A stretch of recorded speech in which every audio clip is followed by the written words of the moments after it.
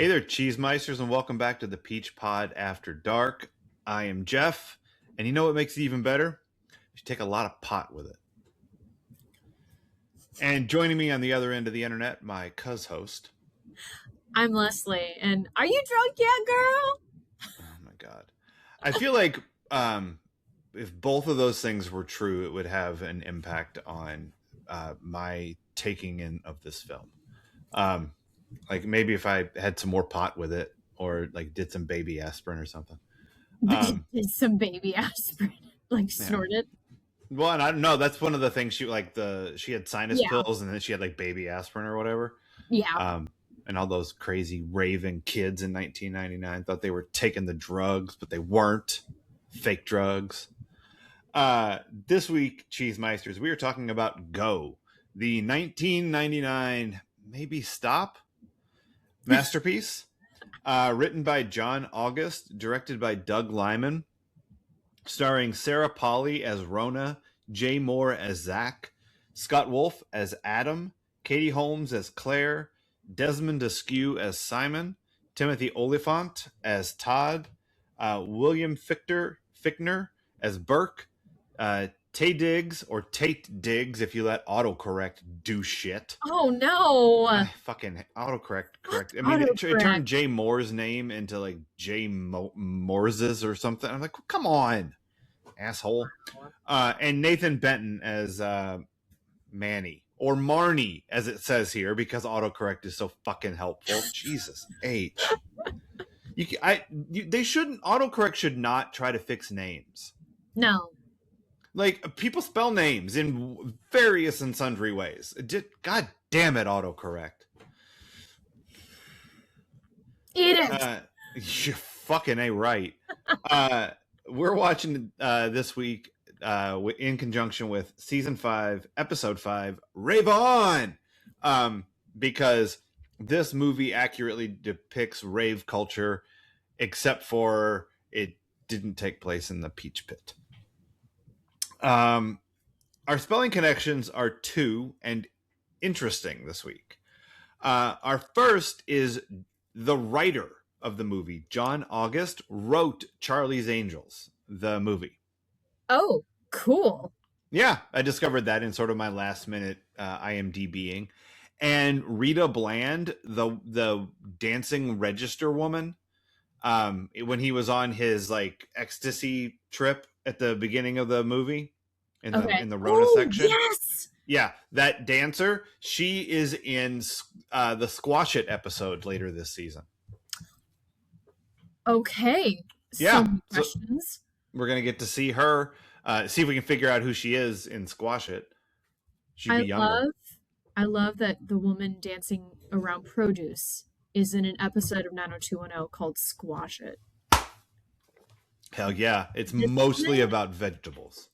I wonder if it's in her, if she has a writer about must work near produce. Yeah. She's a strictly vegetable-based dancer. Yep. I like that. Not the worst writer. Yeah. No, definitely not. This movie is a fucking mystery because you cannot find it on Rotten Tomatoes. It's not there. Like, if you type in GO, it gives you like All Dogs Go to Heaven and like all sorts of things with the word go in the title. But this movie's not there. If you look for Doug Liman, the director, many of his credits are there. Not this one. I don't know. Roger Ebert liked it. I looked at his review, and the Metacritic score is 74%. So it has I didn't say 6-7%. I did that fucking thing with my hands. Didn't mean to. That's funny. You think I'm gonna even think about that when you do that gesture with your hands, but it's a two-part thing. One, I live with a teenager, and two, earlier today I was editing the episode where for some reason I ended up talking about this for like 10 minutes. Yes. So it's on the brain. Fair enough. Yeah. So anyway, 74%. This movie is viewed favorably. Mm-hmm. I had seen it once before. It left very little imprint on me. so I didn't really remember anything that happened in it other than that Katie Holmes is in it and Timothy Oliphant has the dice on his neck and I he has a missed dice that tattoo. completely. Yeah, it's a thing. And that Scott Wolf was in it because shouts to Party of Five. So like that's like that's kind of what I remembered from it, but nothing else. Had you ever even heard of this movie? No, Okay, never. so how did this land for you? Did you like this movie? I liked it. It occurs to me now, it felt like a gentler Requiem for a Dream, and I appreciate that so much. Hmm. There, I I don't don't think even I've know. seen Requiem for a Dream, so I don't have like You a. haven't. I know what We've it had, is, but yeah, we've had this discussion, and yeah, it's not worth. I'm not rewatching that ever again. I'll watch a facts. scary movie before we ever watch that. So there you go. Okay, well there it is. Because, but no, I think this will leave an imprint? No. But it's had me thinking, and it kept me interested. Okay, um, I I think part of my problem was that I watched it on Pluto TV and there were commercials. Mm. And it made the movie about 20 minutes longer than it is, and it slowed it down and broke it up, Oh, which I don't think was super helpful. Like to the point where when um when we catch up again with Katie Holmes at the end of the movie, I forgot what she'd been up to. not much. Like I She okay, really kind of disappears. Like, just even in her own part of the story, I feel like I don't understand how she just leaves the dance, and I don't think they really answered that. I Um, don't even remember or her the leaving the rave, dance. not the I, dance. the Yeah, dance. exactly. Um, Yeah, I lose track of her completely. Um, and it's not true of the other characters. I don't lose track of them, but I. So here's the thing with this movie, Cheesemeisters. If you haven't seen it, it is the story. It's like three different interconnected stories of these people who work together as cashiers at a grocery store, and the monkey business they get into one night around Christmas. And there's a lot of drugs. There's a lot of things happening. There's some tantra. There's some just strip clubs. yeah. There's probably the correct amount of boobs in this movie, like for what this movie is. So Have um, to say, was kind of impressed at how little they showed, all things yeah. considered. I was It like, was like it was like par for boobs for a movie that takes place in a strip club and has a threesome in it. yeah, Um, and so it has all these things going on, and there's craziness. People get hit by cars, and people get shot, um, and it's told in an interesting narrative way, which is why, like, and I think we're gonna talk about this more later, but like you compared it to Requiem from a Dream for a Dream, and me and Raj compared it to Pulp Fiction in our heads. I did see that comparison on Yeah. Wikipedia. And have you not seen Pulp Fiction? I watched it for the first time with you. I don't remember shit. What we didn't do it for the podcast. No, Um, we watched this years ago, and I know I've watched it once more since. But mhm. it's, I mean, Tarantino, like the Coen brothers, it warrants many watches. It Pulp Fiction gets better the more you watch it. Because as previously discussed, probably when we watched Hateful Eight, um, I didn't enjoy Pulp Fiction the first time I saw it. I fucking love that movie now. It's so good. But the one thing I liked about it the first time I saw it was that it was told non-linearly. Mm, They tell this story in these little segments, these little chunks. Each one is focused on a different character. They overlap in time. That some of them are before the things that they're shown after or whatever. It's just it gets all jumbled. but it makes the presentation of the movie so much more interesting. And when this movie came out, this is kind of what I remember about it is from the director of Swingers and clearly inspired, like narratively, by Pulp Fiction. Yeah. And so I think this movie pales in comparison to both of those movies, although Roger Ebert thought it was better than Swingers. I think I strongly disagree there. Yeah. But so the first part of the movie focuses on Rona, who's Sarah Polley's character, after she's worked this long shift, and she agrees to like cover Simon's next shift because he's going to Vegas for the Vegas, weekend. baby. Vegas. And while she's covering for him, two guys come up and ask her to sell them drugs. They usually go to Simon, who just went to Vegas, baby. And so she's like, I mean, I've only been working 20 straight hours, so I'm probably in a real good place to make a good choice. And so might as well, sure.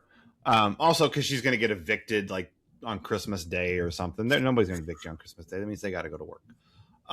Fair point. Yeah, then nobody wants to do that. So she's like, oh, I'll buy you some drugs, sell you some drugs, whatever. I don't care. I don't give a fuck, said Sarah Polley in this movie.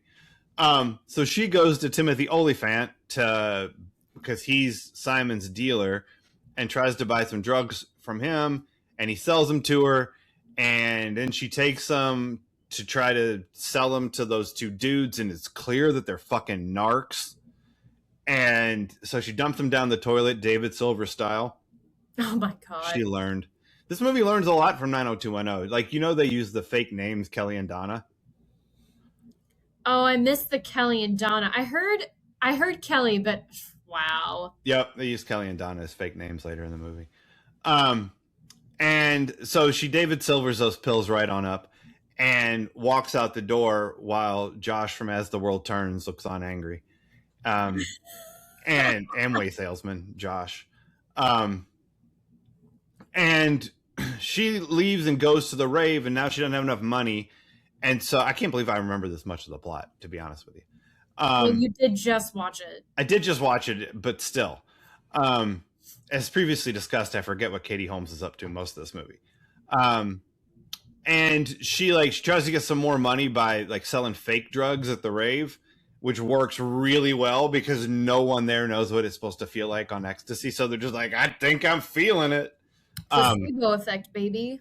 Yeah, which low key was probably my favorite part of the movie was the people who were thinking that they were feeling it, but because they just wanted to pretend that they were feeling it. I enjoyed all of that. Kelly's great. Yeah, exactly. So she's doing that, and she leaves Claire. This is Katie Holmes with Timothy Olyphant's neck tattoo at his apartment for collateral. And but then she goes and she makes all the money, she gives it to him or whatever. She gets Katie Holmes, or she returns the drugs. That's what she pretends to return the drugs. God fucking damn it, this movie. And she gives him baby aspirin or something and says, here, I'll trade you these for my friend, the woman. And he's like, fair trade. Wow. And yeah, I guess. But her friend Marnie, the driver, he took 2 pills, and you're only supposed to take 1 because he's pharmaceutical grade. It's going to put you on your ass. And then they go to the rave to sell the drugs and make enough money so she didn't get evicted the next day. And while they're there, Timothy Olyphant's neck tattoo is like, these don't seem right. And he figures out that they're not the real drugs and that his new best friend, Rona, screwed him and took his even newer best friend Claire out of his house where they were hanging out and shit. And the whole time Simon's calling from Vegas, but whatever, we'll talk to you later, my bud. And so he goes, he's like, she fucking stole my money, now I gotta go kill her. and he goes to kill her at the rave, outside the rave, and she gets run over by a car and dumped in a ditch. Oh Yo, noes! And um, and then we reset back to the break room where Simon does the mistletoe over the pants, and asks Rona to work his shift, which she agrees to do. And then he goes to Vegas, and we spend the next chunk of the movie with him and Taye Diggs and I don't know, whoever else they're with in Las Vegas. There was some titties and a considerable amount of drugs. and food Uh, poisoning. Food. Oh, don't eat the shrimp. He told them. Once again with the fish. Yeah, it's they learned from Airplane too. And it's not even worth going into everything that happened in Vegas. It's shenanigans. There's food poisoning. There's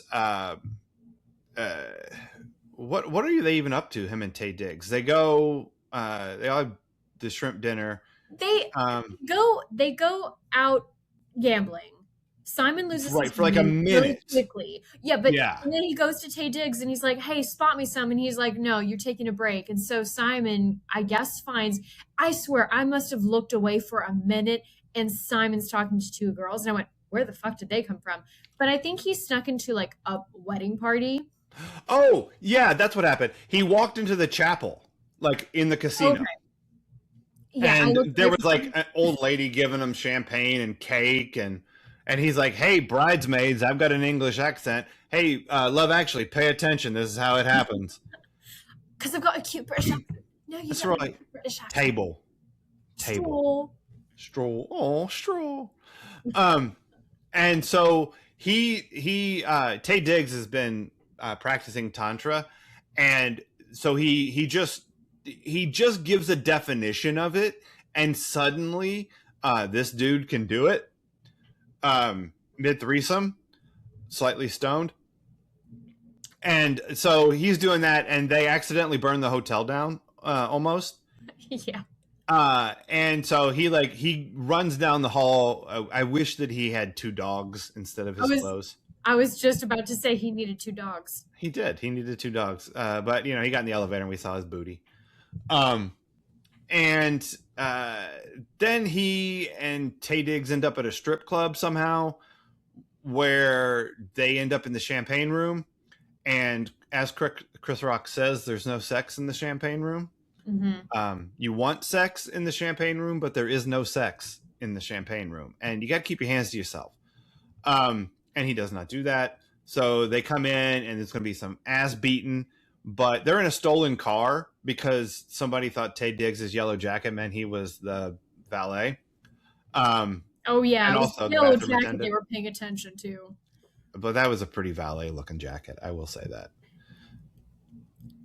I disagree completely. You do? I don't know. Have you ever valeted your car in Vegas? I'm just saying. No, I have no, because I haven't. Well, that's not true. I've had my car with me in Vegas, but no, I have not valeted my car. I'm just saying the brightest color you usually see a valet car person is like red. And if I'm Right. wrong, okay, I'm fine that I'm wrong on this. It's fine. I Yeah. don't think the jacket is why they assumed Taye Diggs was. I mean, okay, sure, he's black. Like, that's part of it. But the running gag was like how his jacket like made it look like he worked there.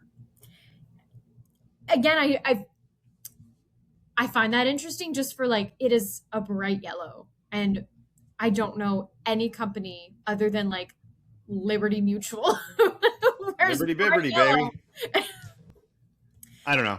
I don't think all of it was you're black, so I assume you're an employee. Fair enough. Then I'm gonna have qualms with the costumer. Like pick a color that seems more businesslike. Yeah, I don't know. This movie's all about business. Is it Sure. bad business? They're in the they're in the shooting dudes in the back of the strip club business. Which they do, and that Everyone goes in this well. needs to cool out. Yeah, how about stop? Like, why don't we just don't go anymore? Just fucking stop. Everybody stop. The number of times I wanted to say stop in this movie while I was watching it, I was like, these bad choices you're making, stop. And Everybody. yet, I was also kind of enjoying. I don't know. This was a rare moment. Lately, I've just been enjoying watching people make bad choices because I'm like, Okay. So you like the ride? I kind of did. It Okay. was because it was a gentle drug dealing ride. People were making Yeah. bad choices, and granted, I had no idea where it was going to go. But like the moment they cut from Rona being hit by the car to, rewinding, I went, Yeah. okay, I think this movie is saved for me. Good. And, by the end, I was just like, that was a gentle foray into messy behavior. And Yeah. I'm sure if I was a teenager, I could be lulled into a false sense of security of like, it's all going to be okay. But I'm an adult and I can watch this and go, glad it wasn't me. Yeah, that sounds like a bad, like it feels like a bad night is what it feels like. Yeah. Um and then uh, they come back to Vegas after shooting the guy, and they're being chased, but they don't know it, by the owner of the strip club and his kid, the guy they shot in the arm. And but they get back, and um, I think everything's sort of just okay, I guess, for a minute. Oh, I mean, it Like is okay before for, they jump to the other story. Like what yeah, else happens in the Simon story? Is that kind of it when they come back? I guess so. Yeah. I feel like it is. And then they go back to the break room where Simon's dangling the mistletoe and about to leave for Vegas. And Katie Holmes is hanging there watching television. And what she sees on television are the two narcs Yep. who were just in the store trying to buy the ecstasy. And it turns out those aren't real narcs, they're fake narcs. They were actors pretending to be narcs, pretending not to be narcs. It's very layered. And it turns out that they're working for Josh from As the World Turns, because he's like, he busted them, and he's using their improv skills to, I don't know, flip and roll some high level drug marks or whatever. They're trying to get to Stringer Bell and Avon. That's what's going on. That's a Wire reference. I know you haven't seen it. Nope. So yeah.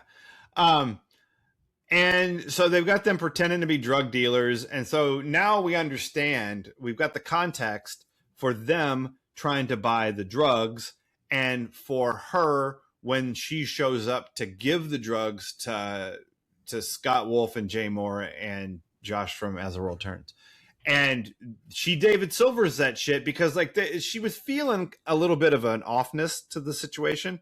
But then Jay Moore is like, go.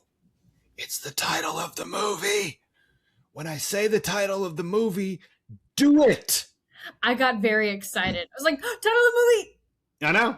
It's super. It's like my favorite part of Pulp Fiction is when they're like, this is some Pulp Fiction.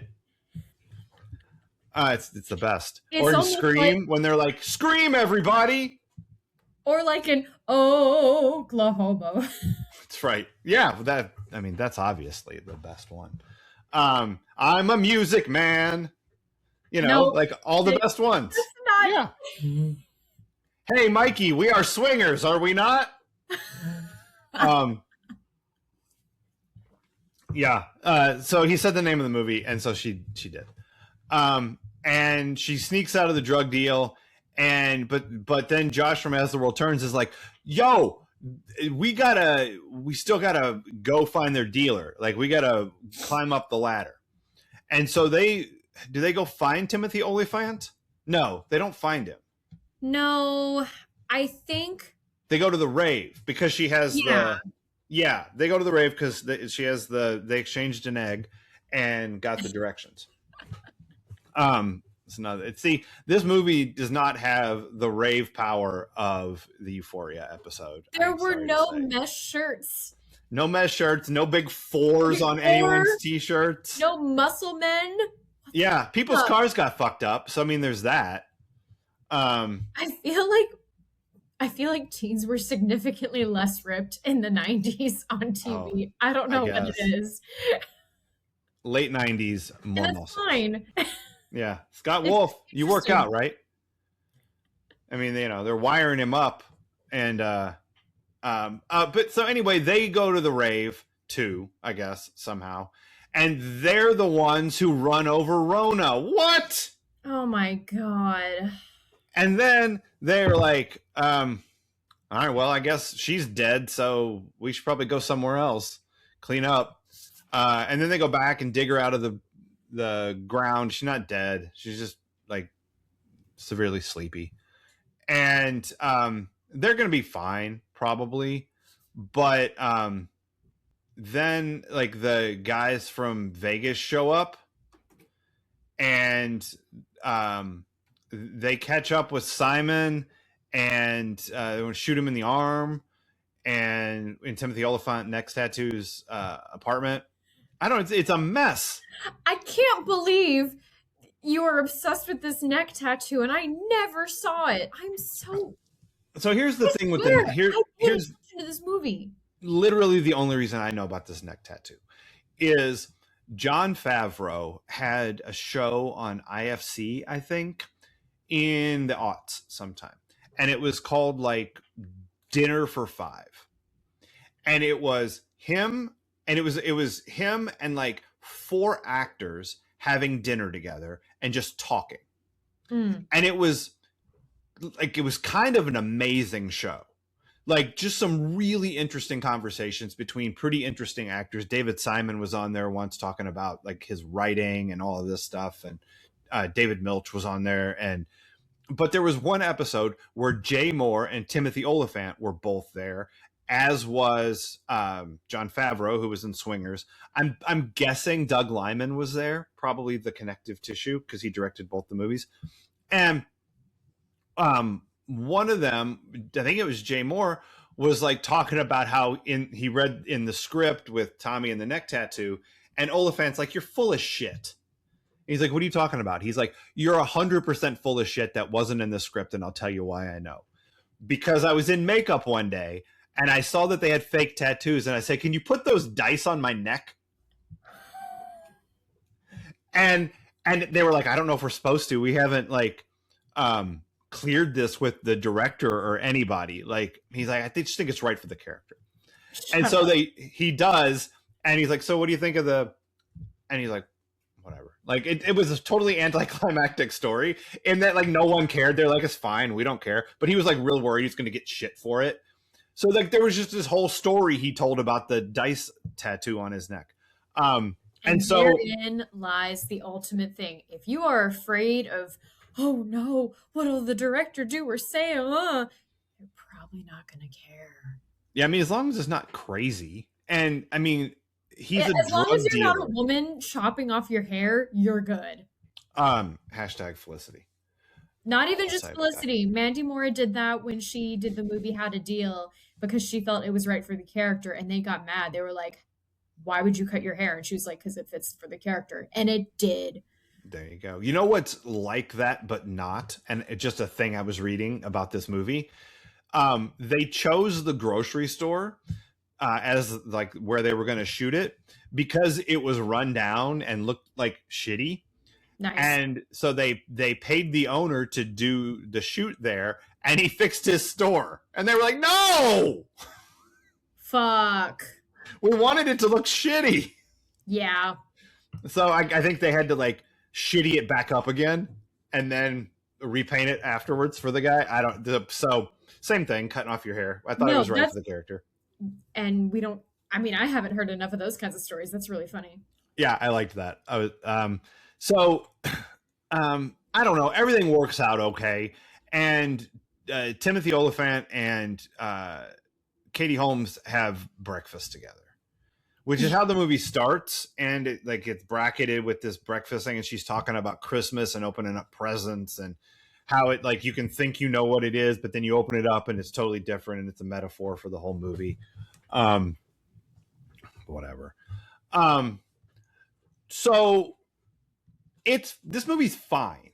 Sure. Like it's a romp. It's listed as a comedy. I don't think it's funny. I think it's about as funny as Orange is the New Black or The Bear. I think The Bear can be funny. It's not a comedy, Sure. but it can be funny. I mean, life can be funny. It's not all the time. Not all the Like time. Sweeney Todd is funny to a point. Like, Point of a yeah, razor and blade. until everyone keeps dying. Yeah, it's bad news. So, yeah, I read that it was a comedy too, and I went that I don't remember it being all that funny. Um, I think that Mistletoe was thing. when I was reading about the writing of it. I think they were hoping they just wanted it to look malleable so that it would get picked up, and they were like, "Look, promote it however you want. We're just getting this out there." So, like, comedy aside, I think it's a decently solid independent film.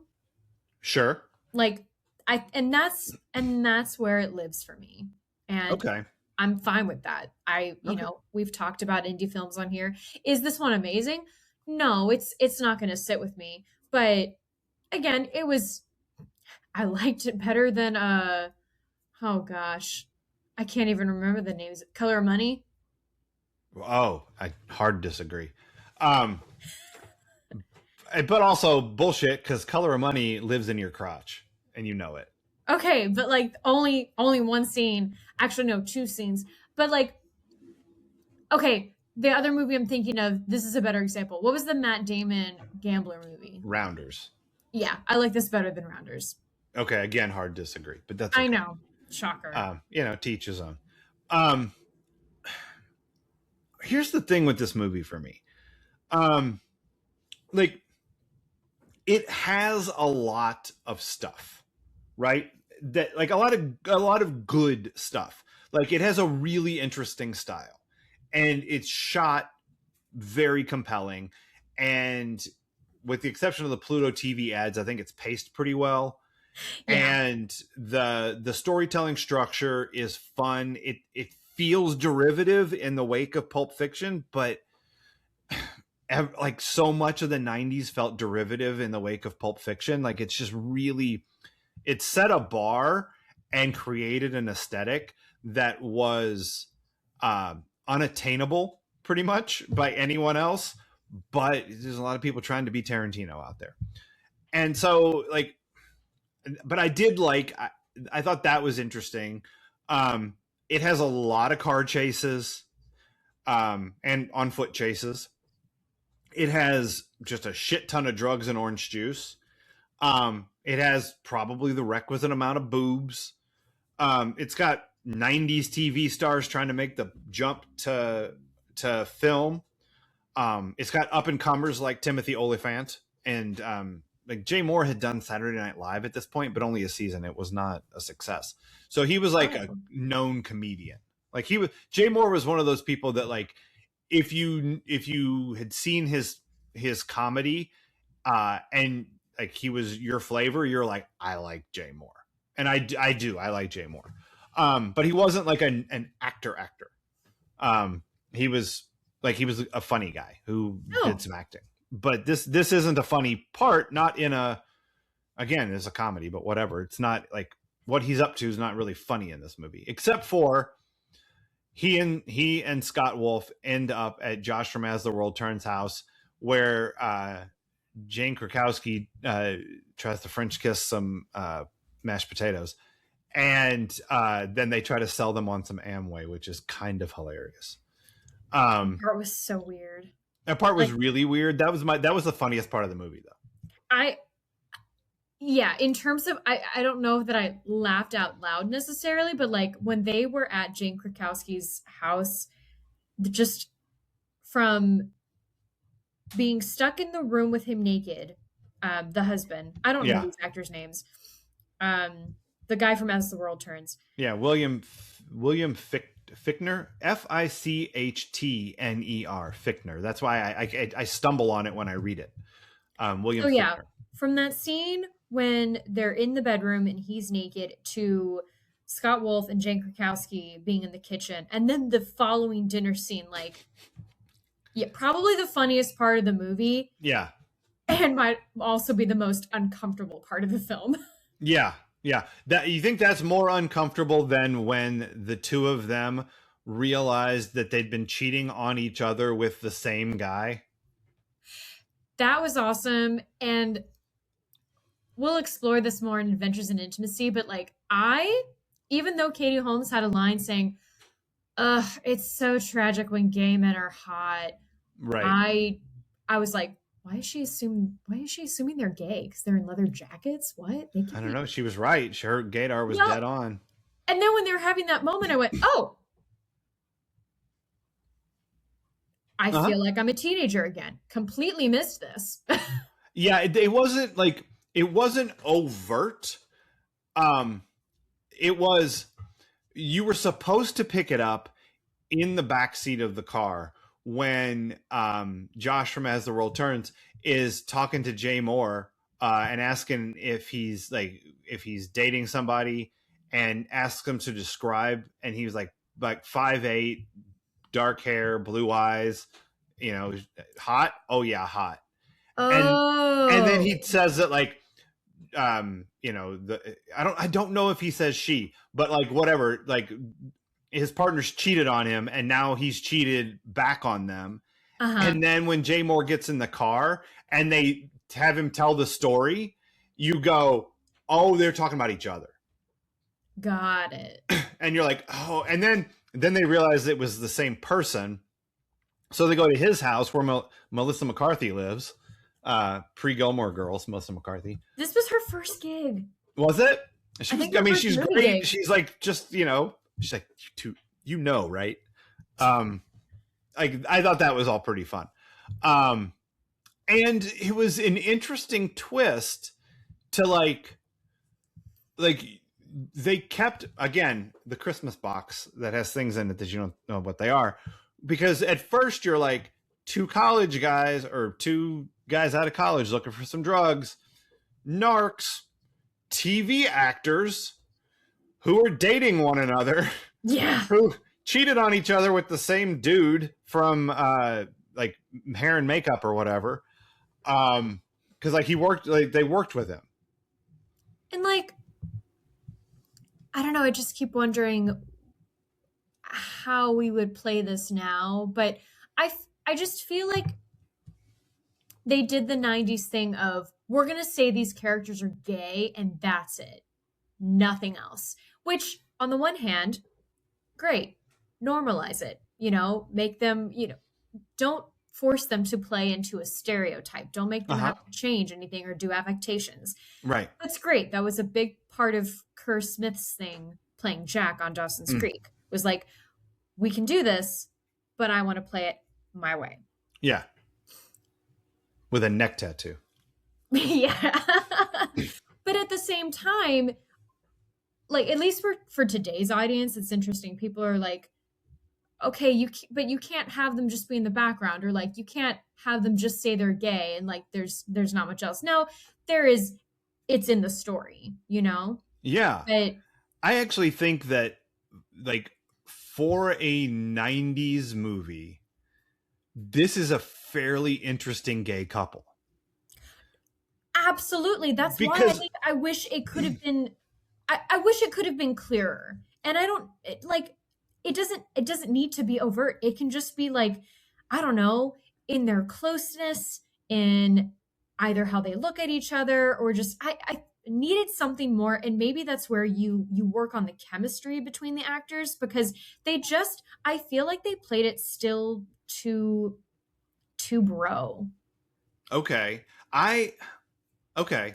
I didn't I don't feel that, because I feel like once they reveal to the audience what their relationship is and the guy from hair and makeup, um the way that they interact with each other changes.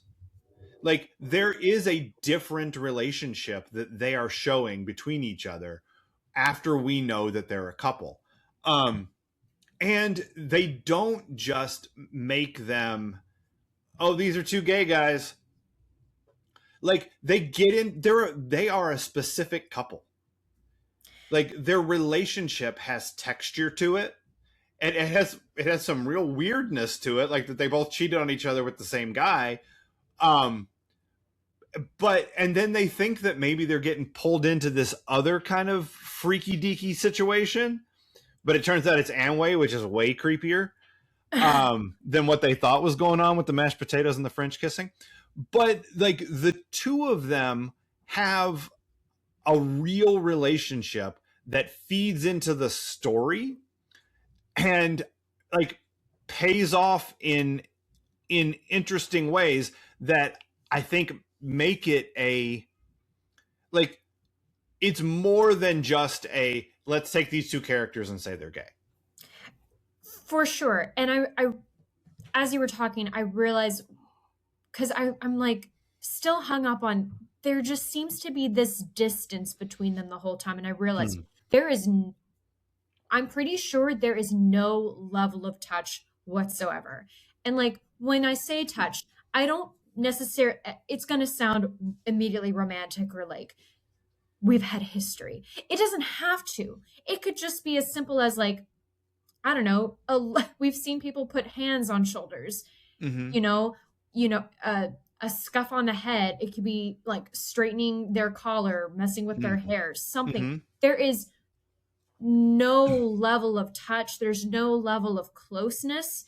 Everything is in what they say to each other. And so you do really have to listen and you really have to watch them to see it. And that's fine if that is all everyone is comfortable with. Okay. And again, for the time, that makes sense. Mm-hmm. But yeah, just no level of touch at all. It takes away the familiarity between the two. Yeah, it I see takes that. away any possible friendship. You know what I mean? Yeah, I totally do. I just didn't notice it. Like I didn't notice that there was no touch between them because I guess the way they spoke to each other, that I got it. Like that worked for me, and it felt like it defined their relationship, and it changed once we understood their relationship. I picked up on those differences, and there was the scene where like they come in on the hair and makeup guy, and Jay Moore kisses him, and Scott Wolf like gets around his neck, and so I was like, there was touch there, but you're right, they were touching someone else, not each other. Yeah, like they're coming together on revenge over an ex, but like right. I don't know. They're almost like a Muppet duo. Yeah, sure. So it's just I'm sure there is something I may have missed, but at the same time, I really feel certain that like there just was always this enough room for the Holy Ghost between them. Okay, that's fair. Was that Adventures in Intimacy? Did we just slide that in there? We slid that in there, which right. That can be a nice bridge, or I don't if there's other stuff, I guess I can go on what else. Well,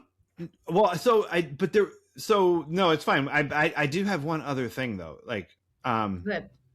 Before we get to what else and needle drop. I was talking about all the things this movie has, right? The style, the plot twists, the car chases, the drugs, the titties, the orange juice, all of those things. But there are a couple things it doesn't have that I think are the problem for me. It doesn't have any fun in it. Yeah. And it's a movie about a night filled with bad decisions. And we talked about that probably back in the Euphoria episode, where like those nights where everything is a fucking disaster turn into the best stories. Mm-hmm. Like the time we had to go exchange an egg, or the time that Mondale, or the new car, Mondale 2.0, got totally fucked up after Emily drugged me. Remember that night? But like in those kind of stories, in those bad decision nights, it's usually the people in the story are at least having some fun until you get run over by the two actors pretending to be narcs in the parking lot. But no one seems to be having fun. Yeah. Even Simon in Vegas with the threesome he doesn't seem to be having a good time. Yeah.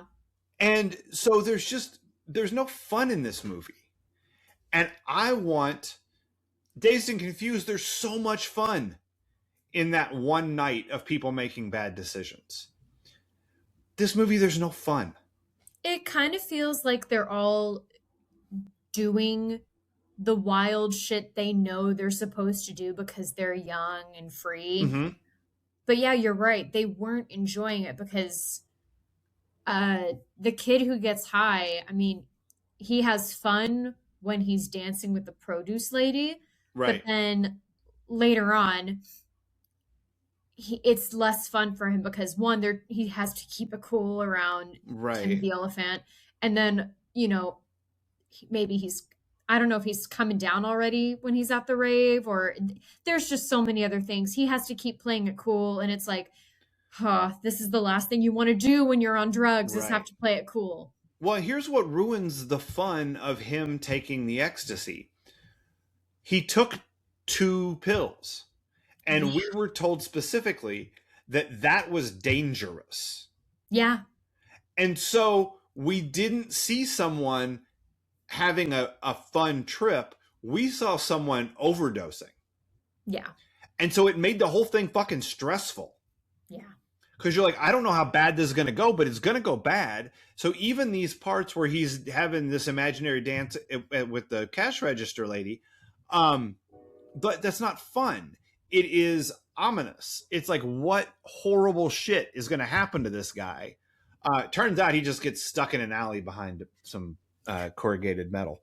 Oh my God. Like, good for you. That guy had the best night of all, even though he was fucking overdosing on ecstasy. I don't know. Between him and how Rona looked, I was just like, God, you both look fucked up. Yeah, they didn't have a good time. And because they weren't having a good time, I wasn't having a good time. Like, yeah. And conversely, the other thing that this movie is missing is stakes. Mm. And so the danger doesn't feel dangerous. No. Like, there's no fun and there's no danger. So there's just car chases and titties out of order. And like that plus some like swerves here and there and a pretty stylishly shot movie, in the end, like, it left me kind of empty. And I was like, okay, this was a thing I watched. Yeah, that's fair. I want to go back to Adventures in Intimacy a little bit because, Yeah, let's like, bounce around. again, talking about empty, even though there is a lot other intimacy, like, I think this is our first threesome that we've discussed. Maybe. Maybe. I was trying to think of one. Like, nothing off the top. Well, I mean, Mr. Walsh Goes to Washington Part 2, where Brandon fucked it up. One that should have been. Yeah. This one, so all of the intimacy in this is very interesting in that it's not shot with a super male gaze, in that tits are not the focus. They are very much just, I don't even know if part of the story is right. I mean, they're part of the characters. They exist. Mm-hmm. This is how these characters exist, and we're not going to overemphasize the existence of some organs. I mean, they were all big fake titties. Like, those were 90s boob jobs all over the place. But I think in a setting like the strip club, that makes sense. Of course. And, like, again, for you, like you said, 90s Bill! jobs. Yeah. You changed, man. You changed. That never gets old to me. I know. I love it. How the threesome is shot is not, it's not like it would be shot in a porno where you focus on everyone at some point, or you try to get all of them in one shot. Like, it's all focused or it's POV. That's exactly it. Or in the porn, from what I hear, it's POV on the woman. Just throwing me under the bus. I don't know. That's what I hear. But it's not like it's either what you just described or it's POV of the woman, and so you don't even see the guy except for the dick part. Yeah, Again, as I've been told. But you're I right. mean, I've told This him. Leslie was just telling me about porn just now. I learned about it. Um, but you're right. This is focused on him because he's suddenly fucking Gordon Sumner. You know who that is? It's fucking Sting, Oh, and Sting is all into tantra. So, good job, Gordo. yeah, it becomes about he wants to achieve this new level of Zen, which is Does okay? Does he like? Does he want to achieve it, or does he just achieve it? he just Like achieves it, which he is just bullshit. gets there. I'm It's like, as I feel like bullshit that's as harder. the pink system in the Music Man. Like you, Right. I don't think this would just work for you, buddy. Yeah. I'll leave it at that. But I was pretty impressed with the fact that we don't really see, we don't, I mean, there's no zoom in on boobs or any body Hmm. part. Like you see things tastefully from a glance or in shadow. And then when they're running, like Right. it's like you're seeing it in the moment almost, as Like that scene in realistically. Airplane. Oh no. I'm so scared. Where did my shirt go? Next to the Jello. If- oh, I'm sorry. Sorry, and I keep derailing you from the point you're making. So it's my apologies. No, it's okay. I was trying to find a through line with the intimacy in this, and there aren't that many. The two that I came up with are, there's power play in this. Like, Mhm. there's a moment in the very beginning when we first meet Timothy Oliphant where um, some side piece comes in and like Oh yeah. he leans back and she, leans over him and makes out with him in front of Rona and Claire and is like, It's a pretty solid makeout. it is like honestly. Way to go, lady. Way to Yeah. go, featured extra. You made the most of that day. She was running her hands up and down his chest. Mm-hmm. You know what? That woman is probably now like, I knew it then. I knew it. I don't think you even see her face No, I don't think you do because her either. hair like falls down over. But like, that is such a power move to Mhm. just, oh, someone's just going to come in and make out with me and I don't give a fuck that you all are here. Right. I'll go on and keep doing it. No, Right. go away. Yeah. And similarly, there are power dynamics in the champagne room, Mm-hmm. but it gets murky because of course people who are paying money think that they have the power. Yep. And they don't in that room and they Nope. find out the hard way. Yep. And they shoot people. The last Bad through idea. line I could think of was a live free and fuck hard. There you go. That's exactly what these people are doing. True. They're like, I'm gonna live the freest life ever and just I mean, Simon gets into threesome and suddenly he's like, I can do anything. I Right. can tantra. I can do anything. I could murder a fucking let's steal this fucking car. I could Yeah. do it. Like it's I got to be honest with you. I feel like if you suddenly discovered that you were tantric just by thinking about it for about 14 seconds after you learned about it over some bad shrimp, I feel like you would definitely think you could do anything. no, it makes sense. Yeah. Uh That's how unrealistic it is. It's crazy what happens to him in this movie. He does have a British accent, but I don't think they asked him to say straw. table. Table. Ugh, we only have one bed and we I don't have know. any pajamas. It's so rough. Yeah. Yeah. Anyway, that's all I got for Adventures in Intimacy. So. Okay. Oh, the one last thing that this movie was missing. Muntz's smart drinks. Absolutely. What kind of rave are you if you don't have Muntz's smart drinks? Fake ass rave. Bad one. Yeah. Do you, okay. Needle drop forest, I suppose. This movie has a real 1999 vibe to it. Like, Yep. uh, and never is that more present than in the most 1999 song possibly ever written that's not called 1999. And that is Len's Steal My Sunshine. Yep. That song is 1999, you guys. It just fucking is. Like it. I know there were other things happening musically and culturally, but that song is 1999, and it makes an appearance in this movie, which is wonderful. Sure, fine. Yep. It's too short. They should have left it playing longer. But there's also a Lenny Kravitz song in here, which is, yep, that's also 1999. Can confirm. You know, um, Fatboy Slim. yeah, it's a 90s soundtrack, and it's a very specifically 1999 soundtrack. Um, and Real Talk 1999 is so much worse musically than 1994, 1993, 1992. Like it's just bad. Like the end of the decade, there are some interesting things going on. Like, there's things happening in hip hop. Eminem's around. Jay-Z's out there becoming Jay-Z.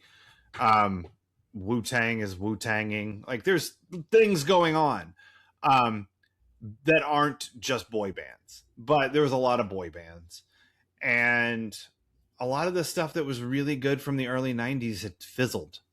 Mm. So when you've got a soundtrack like Reality Bites or Singles, those are super 90s soundtracks. They're a bunch load better than this. Just because that was just better.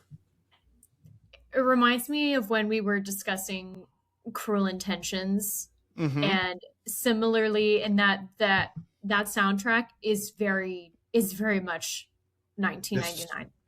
Was that 98? I feel like that one was 98. Oh, that might have been 98. But you're right. It is of the time because it has Colorblind, that Counting Crow song. It's a better soundtrack.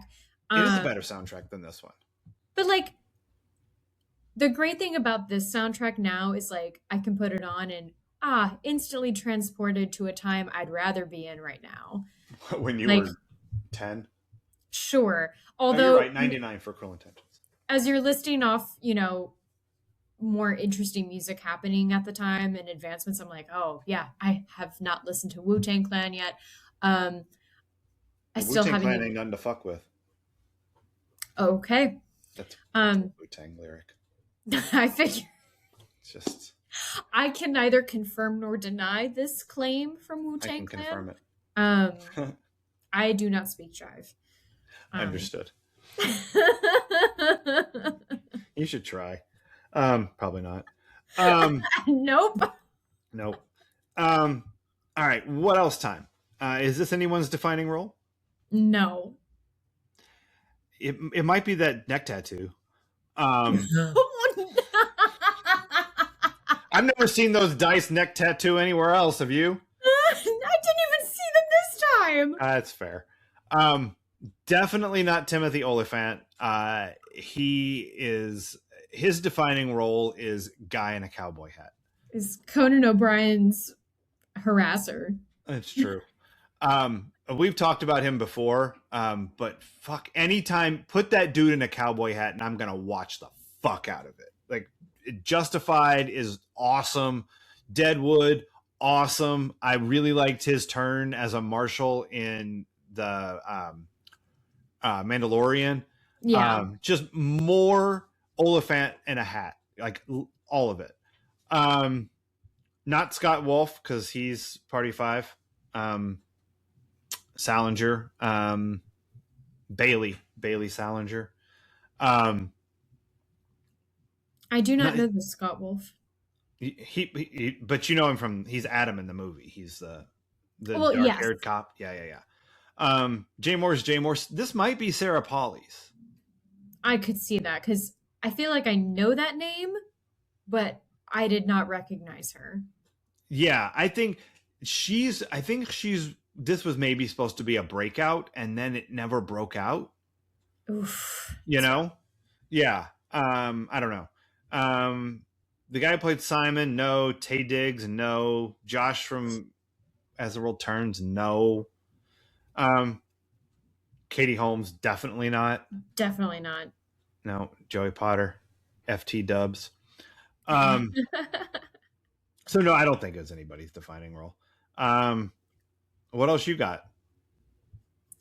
I read somewhere earlier that Katie Holmes had only shot the pilot of Dawson's Creek before she did this, and I was like, Oh, wow. And I think that probably helped her performance in this, because as I was watching it, and like I'm judging by her hair, and I was like, I'm trying to figure out where in Dawson this is, and I'm like, yeah, well, it's got to be early on because her hair is still untamed. It's like just in its natural yeah. 90s wave. Mischief Um, Maker.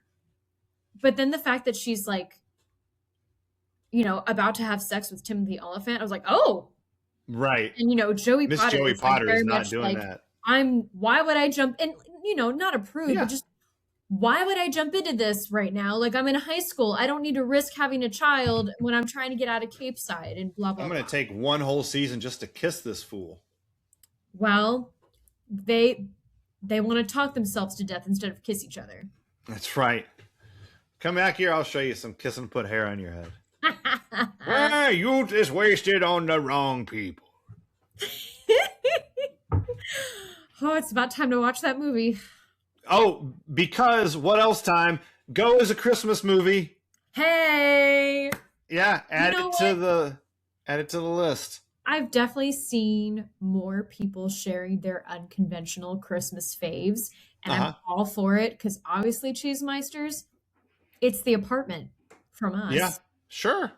I mean, here's what I like. Like when we finally decide to like bundle up after darks and, like Yes. here you can like go on and buy our Christmas bundle or whatever. We have some weird ass Christmas movies that we like. The Apartment, fucking this. We did Die Hard 2. Yep. Not Die Hard, we did Die Hard 2 Christmas movie, 100%.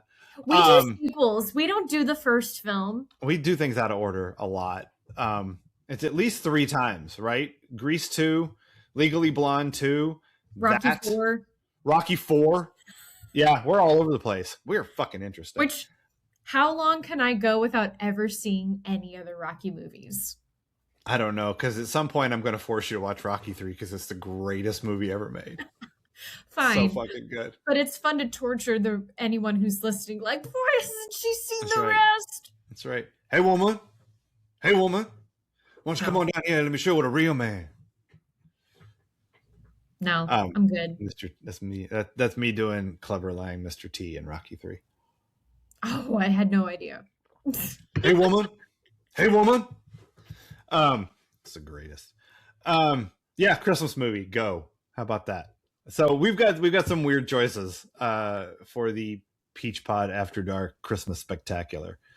Yeah. How familiar are you with the work of the director Doug Liman? Not very, although I was just listening to an episode of You Must Remember This. I'm so Uh-huh. behind. I'm only just now like getting through more of erotic 90s. Oh, But I okay. feel like she was just because I'm listening to the one about Indecent Proposal.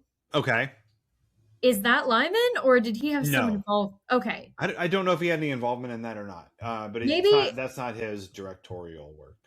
okay. Then I just misheard entirely, but I was like, wait, Lyman sounds familiar. So no, you would have to list things off for me to know. Okay. So I went and looked at his IMDb to get a feel. Because I was like, I didn't love this.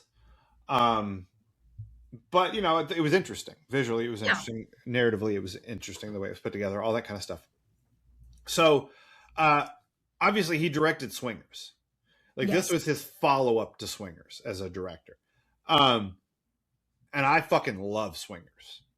And I believe you enjoyed Swingers. Like you liked I did that, enjoy right? Swingers. Yeah, Swingers was a 2 thumbs up I would at the happily movie watch situation.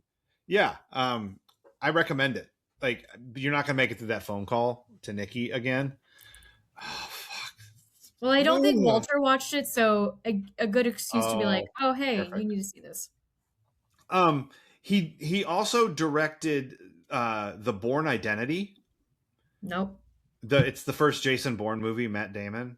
Well, Um, I know what it is. I okay, have not seen them. you haven't seen it. It's great. Like Okay. it has action sequences in it that are next level exciting close quarters action fight scenes. Like it's the Bourne movies are great, and the Bourne Identity is fantastic. It's the first one and he directed it. He Nice. also directed Mr. and Mrs. Smith. Ooh, I did see that. That movie was hot. And fucking good. Yeah. Yeah. And he also directed Edge of Tomorrow. Did you see that? It's the Tom Cruise sci-fi movie where he keeps reliving the same mission. Like No. that movie's great. It's got a Oh, terrible okay. title. It must have had like six, I think it had like 4 or 5 titles before they landed on the one that they went with.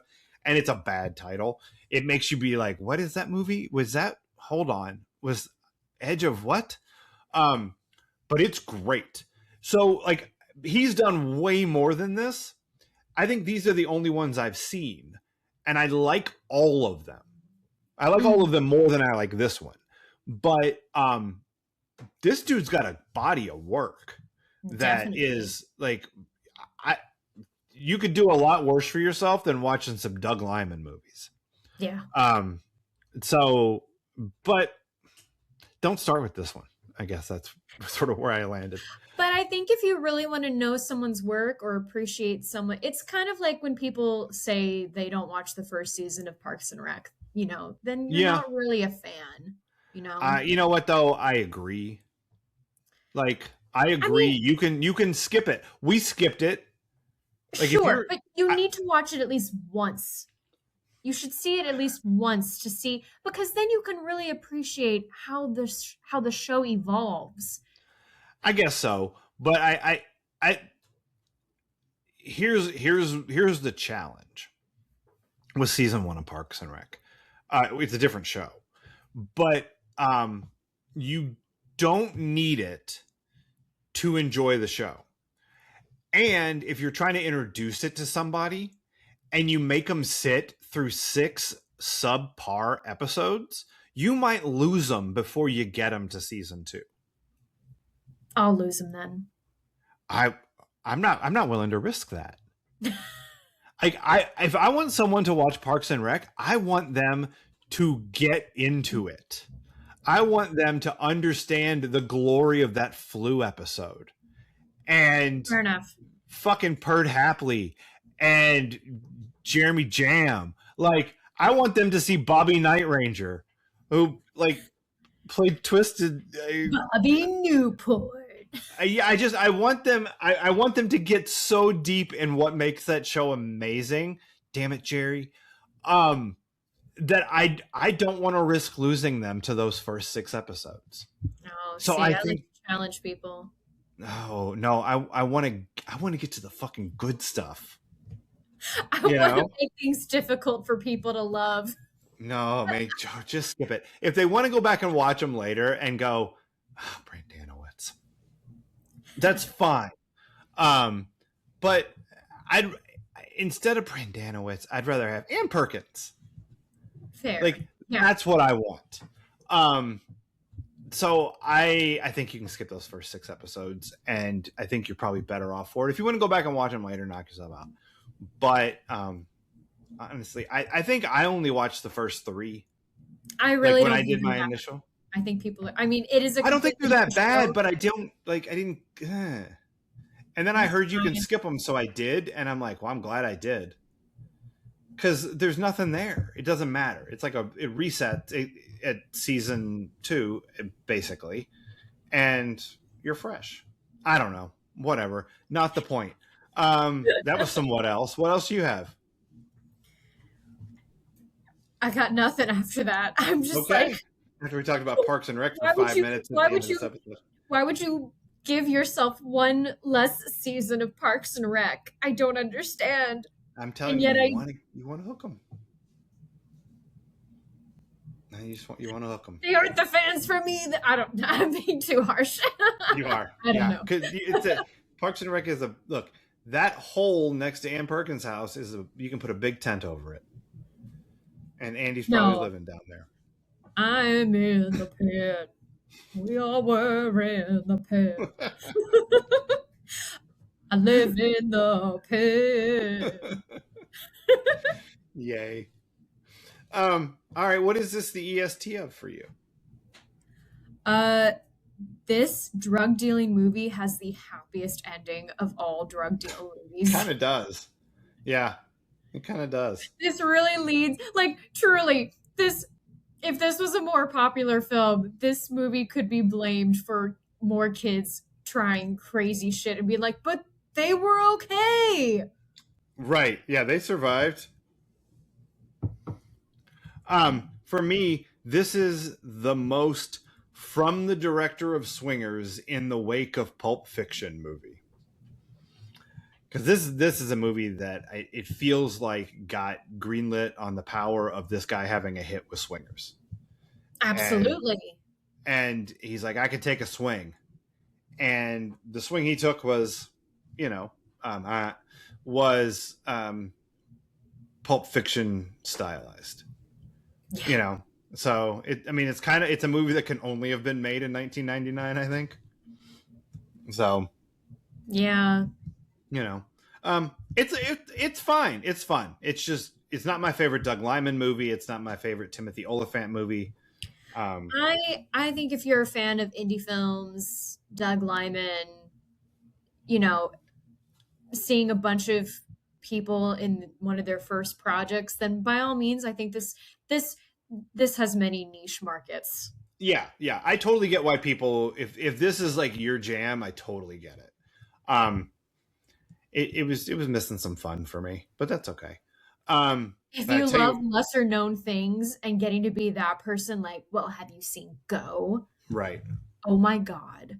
Yeah. Here's That's here, too. here's here's I don't know what that is for you, but for me, that is a movie called The Castle. It's Mhm. this weird little Australian comedy that's one of the funniest things I've ever seen. It's about a guy who lives next to an airport, and they're trying to take his home through eminent domain, and he fights back against the airport expansion, and it is fucking delightful. I don't know if we're going to be able to watch it for the podcast because of it being an Australian movie, and I'd have to go look at the cast and see what they did on American television. Um, but that is my most like obscure, weird little "Have you seen this? Oh my god, it's so amazing!" movies. Um, do you have one off the top of your head? I do. Um, and it's actually a Christmas movie, Anna in the Apocalypse. I have not heard of it. It's this delightful, I think it's Scottish Okay. indie film that is equal parts musical, Oh, Christmas flick, sure. and zombie apocalypse movie. Okay, there you go. It's awesome and it's heartbreaking. I It's love it. great. That's awesome. Um, Scottish. I don't know. We'll have to see. No such Um, thing as a Hollywood ending.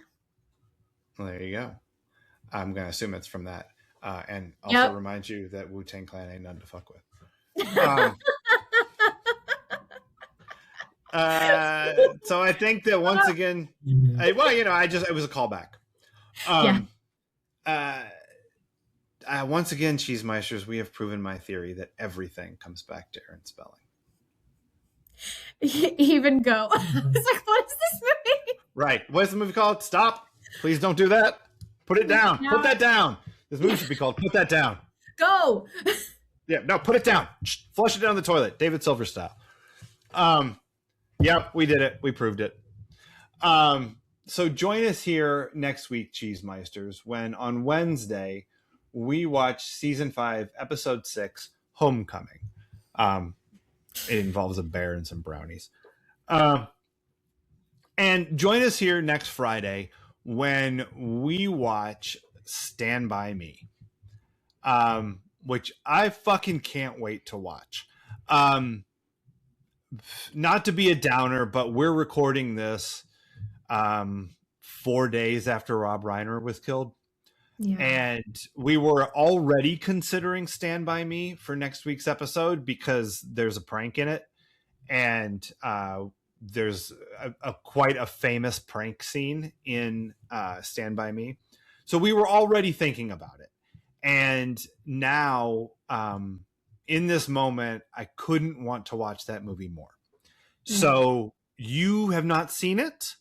I have not. I'm thrilled for you to get to watch this. It might hit harder for boys than it hits for girls, but as a coming of age friendship story, this movie it's the pinnacle.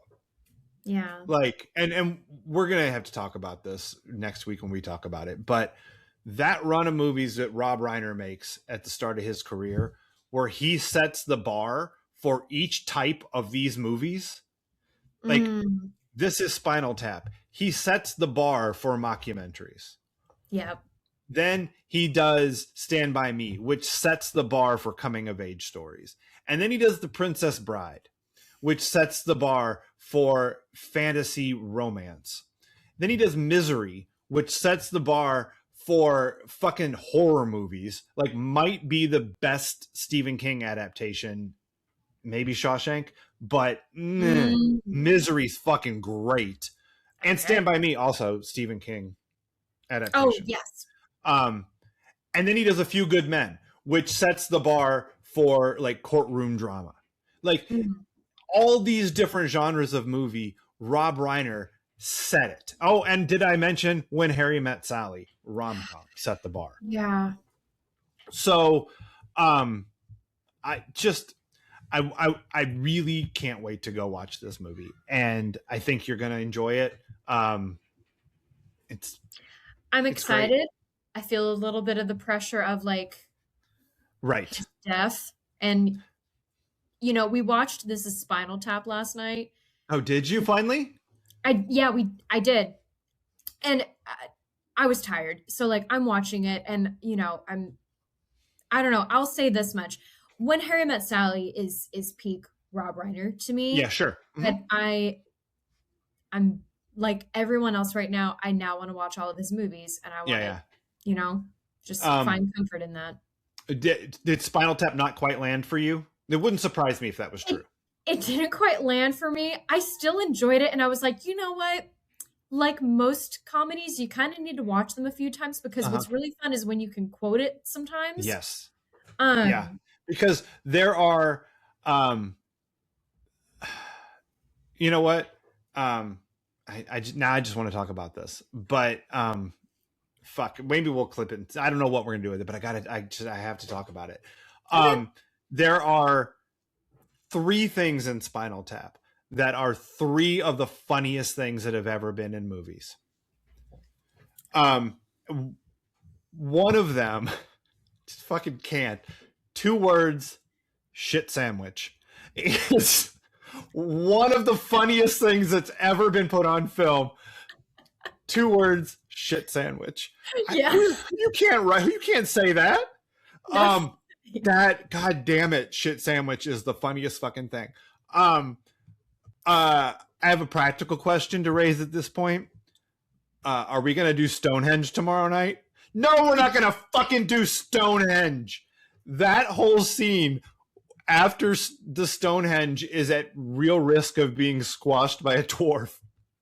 Is that a whole conversation is the funniest fucking thing.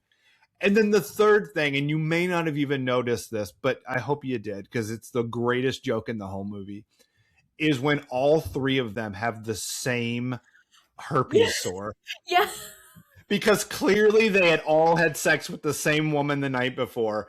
And there's no mention made of it, but they all have the exact same gigantic canker sore. And it's so great. It was wonderful. Yeah. So, like, if the rest of Spinal Tap isn't exactly your flavor of humor, shit sandwich is one of the funniest fucking things I've ever heard in my life.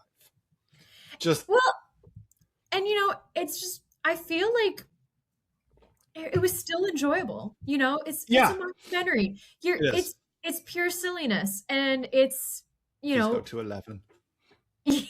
actors that I love watching. Yeah, So neither it's one fun just louder. for that alone.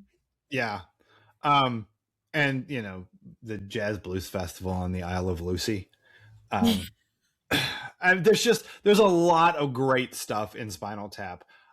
Not The, all of it lands for me, but the those few fireworks things, at the so good. very end, the drummers combusting. Yes, all of their Stumpy Pete. Yeah. Um, just it, I mean, goddamn, the work of Rob Reiner. Come on. So we're gonna watch Stand by Me next week, Cheesemeisters, and I can't wait. Very much looking forward to it. Um, but until then, cheers. Cheers. Shit sandwich.